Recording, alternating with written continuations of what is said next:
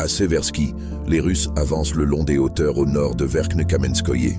À Serebrianka, des armes à longue portée frappent les systèmes de communication et de guerre électronique de l'ennemi.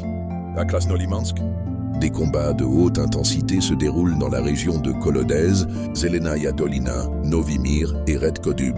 À Torskoye, l'ennemi contre-attaque, avec succès dans certains endroits dans la partie sud de ce village.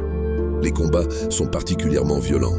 À Kupiansk, calme relatif en raison du regroupement des forces armées russes. Les forces aérospatiales russes ont détruit un important système de défense aérienne ennemi. À Kupiansk à l'aide d'une bombe, Odab Vinfind.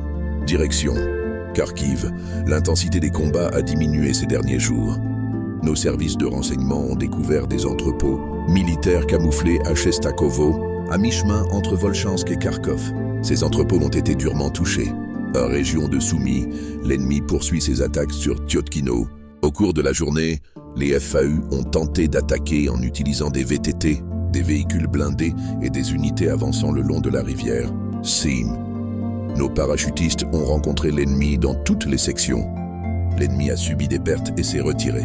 Des tentatives de franchissement de la frontière ont également eu lieu dans la région de Krasnoktyabrski. De violents combats ont lieu à Lokna, dans la région de Soumy. La majeure partie du village est sous le contrôle des forces armées russes. Les combats se rapprochent de Yunakovka. L'ennemi oppose une résistance acharnée à Vodolaga et à Belovodi, mais nos troupes y remportent également des succès.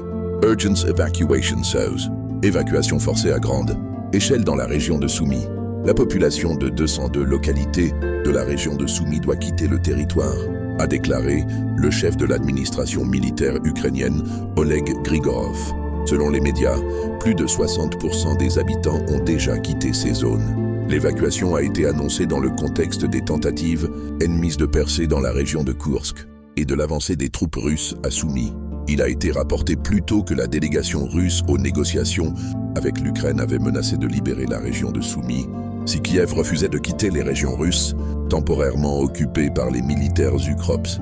Au cours de la nuit, les forces de défense aérienne ont détruit 8 drones ukrainiens au-dessus de la région de Bryansk, région de Belgorod, à la suite d'attaques ciblées contre des véhicules civils. Une personne a été tuée et 6 autres ont été blessés. Les forces aérospatiales russes ont effectué plus de 100 frappes de drones sur des cibles dans 7 régions d'Ukraine.